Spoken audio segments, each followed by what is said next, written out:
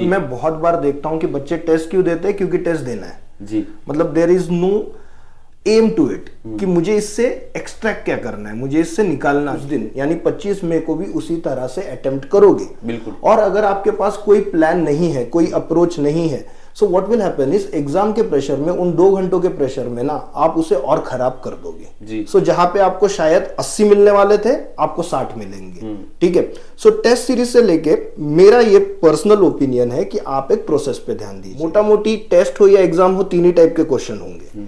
एक वो टाइप का क्वेश्चन होगा जो आपको 100% जिसका आंसर आएगा जी। एक वो टाइप का क्वेश्चन होगा जिसका आंसर आपको आएगा ही नहीं। बिल्कुल। और तीसरा वो जिसमें आप थोड़ा सोचेंगे तो आंसर तक पहुंच जाएंगे। बिल्कुल। Right. Most of the time students उन क्वेश्चंस पे सबसे ज्यादा टाइम देते हैं जो उनको आते हैं। फेवरेट सब्जेक्ट होते हैं। ठीक है। जैसे मैं जब एस्पिरेंट था तो मुझे हिस्ट्री, मॉडर्न इंडियन हिस्ट्री और पॉलिटी बहुत पसंद था। तो मैं क्या करता था, सर्कल मार्क करने के साथ ही उसमें एक 1 लिख देता था। मतलब सेकेंड राउंड में जब मैं जाऊंगा तब मैं पॉलिटी और हिस्ट्री के क्वेश्चंस पहले। 2 चीजें होती है, one is same place and second is same time. जी। ठीक है। ये साइकोलॉजिकल है। Same place same time advantage आपको लेना है। So what is this same place same time advantage? जय हिंद साथियों, जैसा कि आपको पता है कि हम लोग और हमारी टीम पिछले कई टाइम से यूपीएससी सीएससी के लिए लगातार यूपीएससी टॉपर्स के साथ, यूपीएससी फैकल्टीज के साथ, यूपीएससी एस्पिरेंट के साथ लगातार कोशिश कर रही है।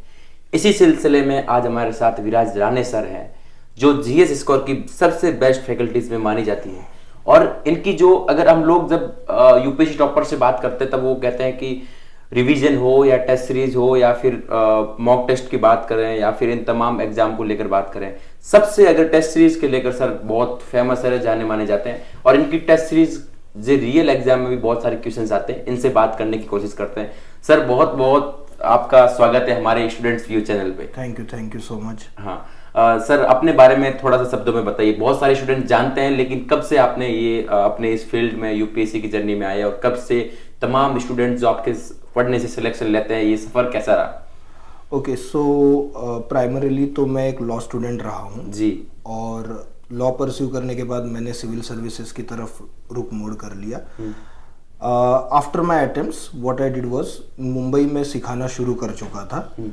और उसके बाद आई थॉट कि career wise also and students के आउटरीच के वाइज ऑल्सो, ठीक है, आई थॉट कि I have something that I could offer to students. लेकिन मुंबई में बिकॉज उतना अवेयरनेस नहीं है सिविल सर्विसेज को लेके, सो माई आउटरीच वॉज लेस। दिल्ली में अगर मैं उसे कंपेयर करूँ तो ऑब्वियसली वो नंबर ज्यादा है। और मुझे लगता था कि there is something which I have जो स्टूडेंट्स के लिए बेनिफिशियल रहेगा, specially with respect to prelims. मतलब the way in which prelims is approached, मुझे लगता है कि वो काफी मेसी है, जबकि एक साइंटिफिक अप्रोच बिल्ड किया जा सकता है जिसके थ्रू प्रीलिम्स क्रैक करना इतना डिफिकल्ट नहीं है। So that was my main motivation to come to Delhi. And पिछले 3 साल से मैं जीएस कोर्स से साथ जुड़ा हुआ हूँ एंड आई कुड सी, मतलब जिस एम से मैं आया था, I could see to a large extent मैं उसे फुलफिल कर रहा हूँ। मतलब with respect to giving attention to students और फिर उनको हेल्प करना in clearing the prelims, that I have been able to do. Of course मतलब जीएस कोर का इसमें बहुत बड़ा हाथ है, the way they have supported me. जी सर, अभी प्रीलिम्स को लेकर मोटा मोटा 1 मंथ मानते हैं, यूपीएससी 2 मंथ मानते हैं, ठीक है सर। अभी रिवीजन का चल रहा है और टेस्ट सीरीज का मेन रोल इस प्रीलिम्स में रहेगा, ठीक है। अभी आप सर स्टूडेंट को टेस्ट सीरीज को लेकर कैसे अप्रोच करें, उसको एक ऐसा वे बताएं ताकि 2 महीने के अंदर स्टूडेंट ने जो पढ़ा है उसको भी रिवाइज हो जाए टेस्ट सीरीज के थ्रू और तमाम चीजें टेस्ट सीरीज से बेनिफिट रियल एग्जाम में हो जाए।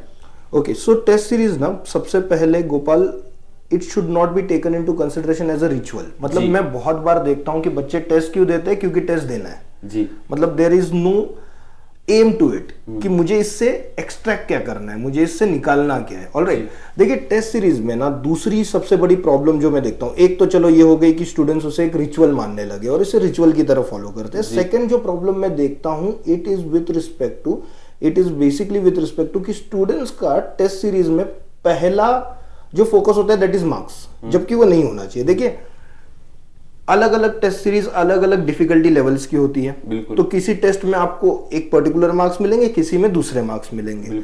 जो फोकस होना चाहिए वो है कि मैं एक प्रोसेस फॉलो करूं।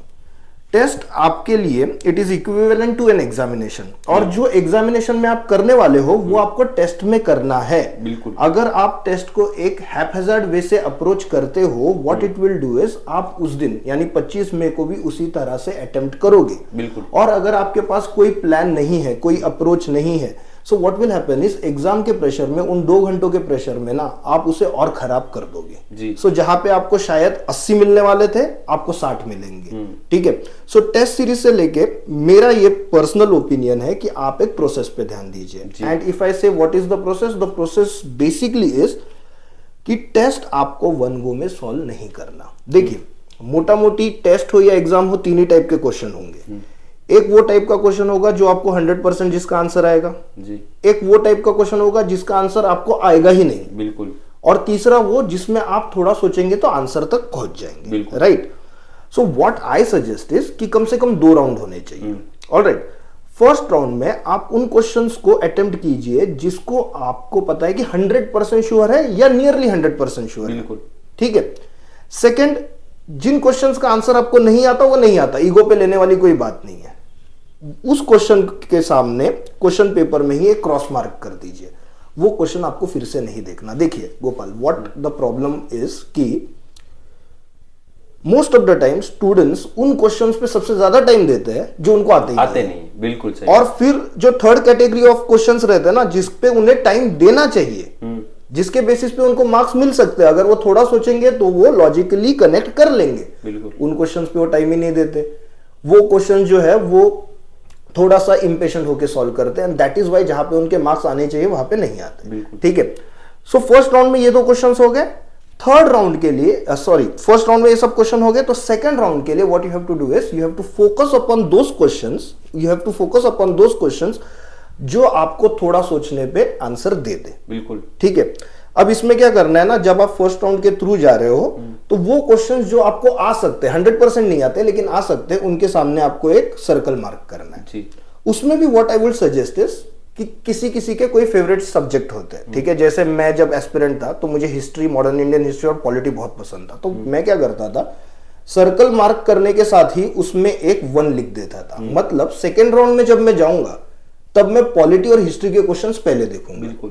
देखिए, किसी भी दिन the probability of me getting polity question right is more than chemistry जी। हर किसी का अलग होता है, मैं बस बोल रहा हूं कि जो आपके नजदीक के सब्जेक्ट है, सेकेंड राउंड में आप उन क्वेश्चंस को पहले अटेम्प्ट कीजिए और उसके लिए एक आइडेंटिफिकेशन मार्क छोड़ दीजिए। ये आपको एक एज देगा in comparison to other students, और यही आपका प्लान होना चाहिए टेस्ट सीरीज में भी, क्योंकि इसको आपको रेप्लिकेट करना है 25 मई को। अच्छा, 25 मई को ऐसा तो कुछ होगा नहीं कि अचानक से ये सारी चीजें आप कर दोगे, दैट विल नॉट हैपन। ठीक है। सो इस तरह से मुझे लग रहा है कि अप्रोच टेस्ट सीरीज को होना चाहिए। Okay sir, all India mock test को कैसे यूटिलाइज करें? ऑल इंडिया मॉक टेस्ट, देखिए ऑल इंडिया मॉक टेस्ट बहुत से इंस्टीट्यूट चलाते हैं, GS score also does it. तो what I feel is the best thing about all India mock is कि एक एक्सपीरियंस होता है आपको उस जगह पे जाके, मतलब एक स्कूल में जाके। देखिए क्या होता है ना, I tell you one thing, 2 चीजें होती है। One is same place and second is same time जी। ठीक है, ये साइकोलॉजिकल है। Same place same time advantage आपको लेना है। So what is this same place same time advantage?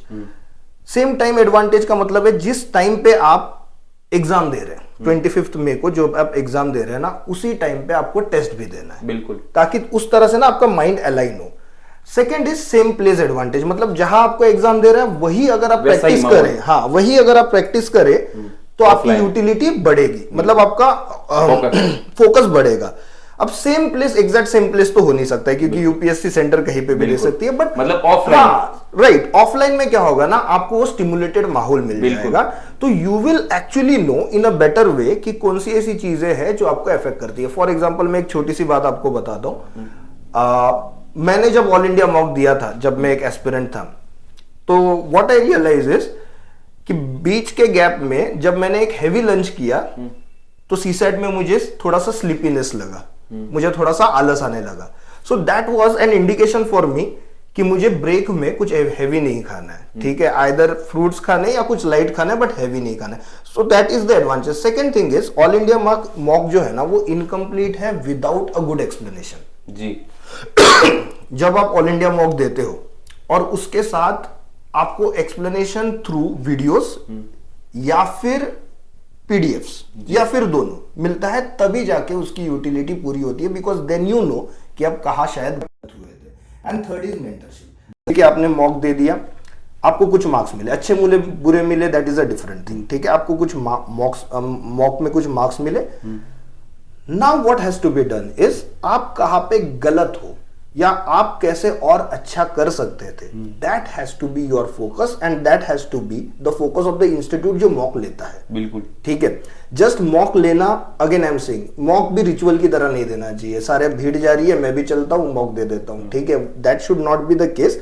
आप मॉक दे, उसके बाद उस इंस्टीट्यूट के मेंटर अगर आपके साथ बैठ के, ठीक है, they are able to solve your problem, और प्रॉब्लम क्या है, मार्क्स कम क्यों आ रहे हैं या मार्क्स ज्यादा क्यों नहीं आ रहे, ठीक है, अगर वो हो सकता है, अगर वो नेविगेशन हो सकता है, तो obviously all India mock will help you, ठीक है।